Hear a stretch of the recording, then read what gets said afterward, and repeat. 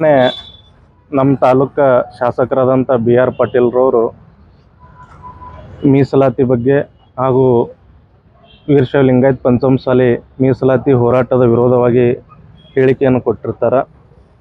ಇವತ್ತು ನಾವು ಆಳಂದ ತಾಲೂಕಿನ ಪಂಚಮಸಾಲಿ ಸಮಾಜದ ಎಲ್ಲ ಹಿರಿಯ ಮುಖಂಡರು ಅದನ್ನು ಖಂಡಿಸ್ತೀವಿ. ಮೊದಲನೇದಾಗಿ BR ಪಾಟೀಲ್ ಸಾಹೇಬರು ಒಂದು ಹೇಳಿಕೆ ಕೊಟ್ಟಿದ್ದರು, ಸಮಾನತೆ ಮೀಸಲಾತಿಯಿಂದ ಸಮಾನತೆ ಸಿಗೋದಿಲ್ಲ ಅಂತೇಳಿ ಒಂದು ಹೇಳಿಕೆ ಕೊಟ್ಟಿದ್ದಾರೆ.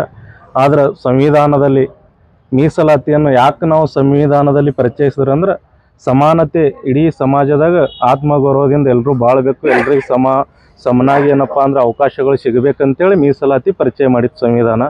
ಒಂದು ವೇಳೆ BR ಪಾಟೀಲ್ ಅವರು ಮೀಸಲಾತಿ ವಿರೋಧಿ ಹೇಳಿಕೆಯನ್ನು ಕೊಟ್ಟಿದ್ದಾರೆ, ಇವರು ಮೀಸಲಾತಿ ವಿರೋಧಿ ಇದ್ದಾರೆ ಅಂದರೆ ಇವರು ಸಂವಿಧಾನದ ವಿರೋಧಿ ಕೂಡ BR ಪಾಟೀಲ್ ಅವರು ಇದ್ದಾರೆ ಅಂತೇಳಿ ನಾನು ಈ ಸಂದರ್ಭದಲ್ಲಿ ಹೇಳಕ್ಕೆ ಬಯಸ್ತೀನಿ. ಅದೇ ರೀತಿಯಲ್ಲಿ ನಮ್ಮ ಒಂದು ಪಂಚಮಸಾಲಿ ಸಮಾಜ ಎಲ್ಲ ಸಾಮಾಜಿಕವಾಗಿ ಬಲಾಢ್ಯವಾದಂಥ ಸಮಾಜ, ಇದೊಂದು ಕೇಳಬಾರ್ದಂತ ಹೇಳಿದ್ದಾರೆ. ಆದರೆ ನಾನು BR ಪಾಟೀಲ್ ಸಾಹೇಬ್ರಿಗೆ ಹೇಳ್ತೇನೆ, ಪಂಚಮಸಾಲಿ ಸಮಾಜದಾಗ ಅನೇಕ ಸಮಾಜ ಬಾಂಧವರು ಇವತ್ತು ಭೂಮಿ ರಹಿತವಾಗಿ ಬದುಕುತ್ತಿದ್ದಾರೆ, ಕೂಲಿ ಮಾಡಿ ಬದುಕುತ್ತಾ ಇದ್ದಾರೆ, ಕಬ್ಬು ಕಡ್ಲಿಕ್ಕೆ ಹೋಗ್ತಾ ಇದ್ದಾರೆ, ಜೀತ ನಿಲ್ತಾ ಇದ್ದಾರೆ. ಮಾನ್ಯ BR ಪಾಟೀಲ್ ಸಾಹೇಬ್ರೆ, ತಾವುಗಳೇನಪ್ಪ ಅಂದ್ರೆ ಬಲಾಢ್ಯರಾಗಿರಿ, ವಿನಾ ಸಮಾಜ ಬಲಾಢ್ಯ ಇಲ್ಲ.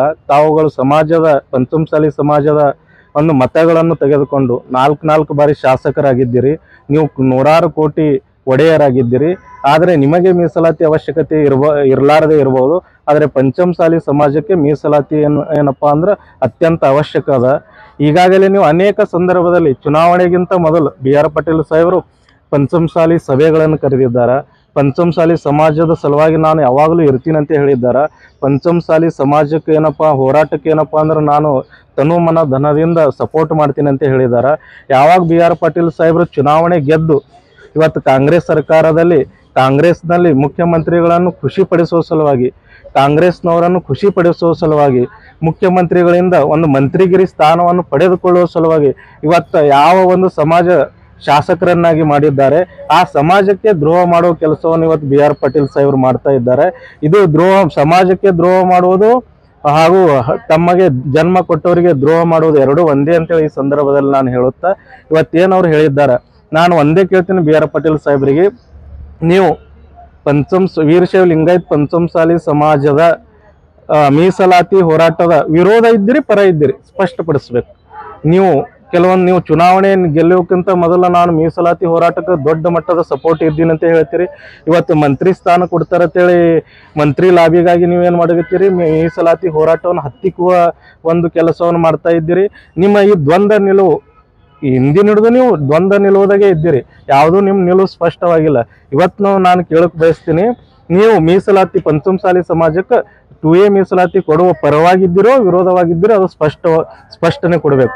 ಒಂದು ವೇಳೆ ನೀವು ಪರ ಇದ್ದೀರಿ ಅಂದರೆ ನಮ್ಮ ಜೊತೆ ಹೋರಾಟಕ್ಕೆ ನಿಲ್ಲಬೇಕು. ಒಂದು ವೇಳೆ ವಿರೋಧ ಇದ್ರಿ ಅಂದ್ರೆ ಮುಂದಿನ ದಿನಗಳಲ್ಲಿ ನೀವು ಪಂಚಮಸಾಲಿ ಸಮಾಜದ ವತಿಯಿಂದ ಉಗ್ರವಾದ ಒಂದು ಹೋರಾಟವನ್ನು ನೀವು ನಿಮ್ಮ ಮನೆಯ ಮುಂದೆ ಬಂದು ನಾವು ಹೋರಾಟ ಮಾಡಬೇಕಾಗ್ತದೆ, ನೀವು ಇದನ್ನು ವಿರೋಧ ಮಾಡಿದ್ದೇ ಆದಲ್ಲಿ ಅಂತೇಳಿ ಹೇಳುತ್ತಾ ಮುಂದಿನ ದಿನಗಳಲ್ಲಿ ನಾವು ಪಂಚಮಸಾಲಿ ಸಮಾಜದವರು ಯಾವ ರೀತಿಯಲ್ಲಿ ಉತ್ತರ ಕೊಡಬೇಕು ಅನ್ನೋದನ್ನು ನಾವು ಎಲ್ಲ ಸಮಾಜದವರು ನಿರ್ಧಾರ ಮಾಡ್ತೇವೆ ಅಂತ ಹೇಳಿ ನನ್ನ ಹೆಸರು ಶರಣಗೌಡ ಪಾಟೀಲ್ ದೇವಂತಿಗೆ ಅಂತೇಳಿ, ನಾನು ಆಳಂದ ತಾಲೂಕಿನ ವೀರಶೈವ ಲಿಂಗಾಯತ ಪಂಚಮಸಾಲಿ ಸಮಾಜದ ಉಪಾಧ್ಯಕ್ಷರಿದ್ದೆ. ನಿನ್ನೆ ನಮ್ಮ ಸಮಾಜದ ಹಿರಿಯರಾದಂಥ ಮಾನ್ಯ ಆಳಂದ ಶಾಸಕರು, ನಮ್ಮ ಹಿರಿಯರು, ನಮ್ಮ ಸಮಾಜ ಅಂದರೆ 2A ಮೀಸಲಾತಿಗೆ ಇಲ್ವ ಅನ್ನುವ ಒಂದು ಮಾತು ಹೇಳಿದ್ದಾರೆ. ಅಂದರೆ ಸಂವಿಧಾನಾತ್ಮಕವಾಗಿ ನಮಗೆ 2A ಮೀಸಲಾತಿ ಕೊಡಲಾಗುವುದಿಲ್ಲ. ಈಗಾಗಲೇ ಸಂವಿಧಾನದ ಏನು ಆಶಯಗಳು ಇನ್ನೂವರೆಗೂ ಪೂರ್ತಿಗೊಂಡಿಲ್ಲ. ಮತ್ತು ಎಲ್ಲ ಸಮುದಾಯದವರು ಮೀಸಲಾತಿ ಕೇಳಿದ್ರೆ ಒಂದು ಹೇಗೆ ಅಂತ ಹೇಳಿದ್ದಾರೆ.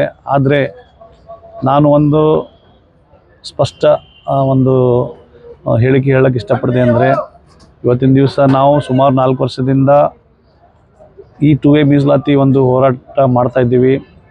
ಬಸವಜಯ ಮೃತ್ಯುಂಜಯ ಸ್ವಾಮೀಜಿಯವರ ಒಂದು ನೇತೃತ್ವದಲ್ಲಿ ಪಾದಯಾತ್ರೆ 700 ಕಿಲೋಮೀಟ್ರ್ ಮಾಡಿದ್ವಿ.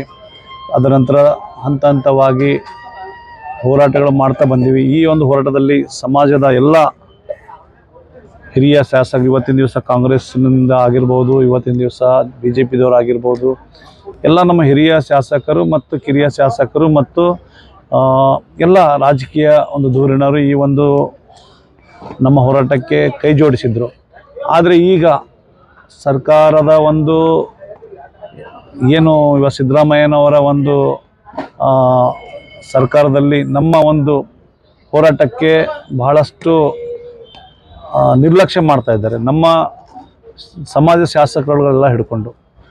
ನಾನೇನು ಹೇಳೋಕ್ಕೆ ಇಷ್ಟಪಡ್ತೀನಿ ಅಂದರೆ, ಇವತ್ತಿನ ದಿವಸ ನೀವು ಸಮಾಜದ ಒಂದು ಮತಗಳನ್ನು ಗಳಿಸಿ ಈಗ ನೀವು ಒಂದು ಸ್ಥಾನಕ್ಕೆ ಹೋಗಿರಿ. ಇಂಥ ಒಂದು ಸ್ಥಾನಕ್ಕೆ ಹೋಗಿದ್ದಂಥ ಸಮಯದಲ್ಲಿ ನೀವು ಈ ರೀತಿ ಒಂದು ಹೇಳಿಕೆ ಕೊಡೋದು ಸರಿಯಲ್ಲ ಅನಿಸ್ತದೆ. ಯಾಕಂದರೆ ಸಮಾಜದ ಎಲ್ಲ ಜನರು ಈ ಒಂದು ನಿಮ್ಮ ಹೇಳಿಕೆಗಳನ್ನು ಭಾಳಷ್ಟು ಇದರಿಂದ ಆಲಿಸ್ತಾ ಇದ್ದಾರೆ.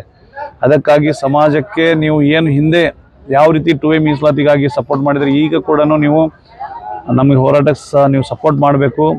ಯಾವುದೇ ಈ ರೀತಿ ಆದಂಥ ಹೇಳಿಕೆಗಳು ಹೇಳಬಾರ್ದು ಅಂತ ನಾನು ಮಾನ್ಯರಲ್ಲಿ ನಾನು ಬೇಡ್ಕೊಳ್ತೀನಿ.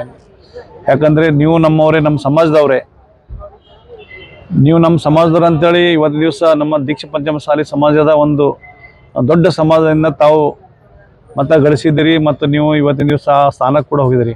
ಮುಂದೆ ಬರುವಂಥ ದಿನಗಳಲ್ಲಿ ಏನಾಗ್ತದೆ ಅಂದರೆ, ಇದು ನ್ಯಾಚುರಲ್ ಆಗಿ ಏನಾಗ್ತದೆ, ಜನರು ನೋಡಿಕೊಂಡು ಇವತ್ತಿನ ಏನಪ್ಪ ಇವ್ರು ನಮ್ಮ ಸಮಾಜದವ್ರು ಈ ಥರ ಮಾಡ್ತಾ ಇದ್ದಾರೆ ಅಂತೇಳಿ ಬೇಸರ ಪಟ್ಕೊಂಡು ಇವತ್ತು ದಿವಸ ನಿಮ್ಮ ಒಂದು ಸ್ಥಾನಗಳು ಕಳ್ಕೊಳ್ಳುವಂಥ ಒಂದು ಸಾಧ್ಯತೆಗಳು ಕೂಡ ಭಾಳಷ್ಟು ಆಗುತ್ತವೆ. ಮತ್ತು ಈ ಒಂದು ನಮ್ಮ ಹೋರಾಟಕ್ಕೆ ಯಾವ ಪಕ್ಷದ ನಾವು ಸಪೋರ್ಟ್ ತೊಗೊಳ್ತಾ ಇಲ್ಲ. ಈ ಎಲ್ಲರೂ ಸಮಾಜದವ್ರು ಇದ್ದೀರಿ, ಸಮಾಜದವ್ರು ಬಂದು ಹೋರಾಟ ಮಾಡ್ತಿರ್ತೀರಿ. ಆ ಒಂದು ಸಂದರ್ಭದಲ್ಲಿ ನಾವು BJPದವ್ರು ಇರ್ಬೋದು, ಕಾಂಗ್ರೆಸ್ದವ್ರು ಇರ್ಬೋದು, ಅದು ನಾವು BJPದವ್ರು ಬೆನ್ನೆಲುಬಾಗಿ ನಿಂತಾರೆ ಅಂತ ಹೇಳೋದು ಶುದ್ಧ ಸುಳ್ಳು. ಇವತ್ತು ಬಸವಜಯ ಮುತ್ತುಂಜಯ ಸ್ವಾಮೀಜಿ ಅವ್ರ ನೇತೃತ್ವದಲ್ಲಿ ನಾವು ಈ ಒಂದು 2A ಮೀಸಲಾತಿ ಹಾಗೂ ಯಾವುದೇ ಥರದ ಒಂದು ಮೀಸಲಾತಿ ಪಡೆದುಕೊಳ್ಳುವವರೆಗೂ ನಾವು ಈ ಒಂದು ಹೋರಾಟದಿಂದ ನಾವು ಹಿಂದೆ ಹೋಗೋದಿಲ್ಲ ಅಂತ ಈ ಒಂದು ತಮ್ಮ ಈ ವೇದಿಕೆ ಈ ಒಂದು ಮೀಡಿಯಾ ಮುಖಾಂತರ ನಾನು ಮಾಧ್ಯಮ ಮುಖಾಂತರ ನಾನು ಹೇಳೋಕ್ಕೆ ಇಷ್ಟಪಡ್ತೀನಿ. Thank you sir.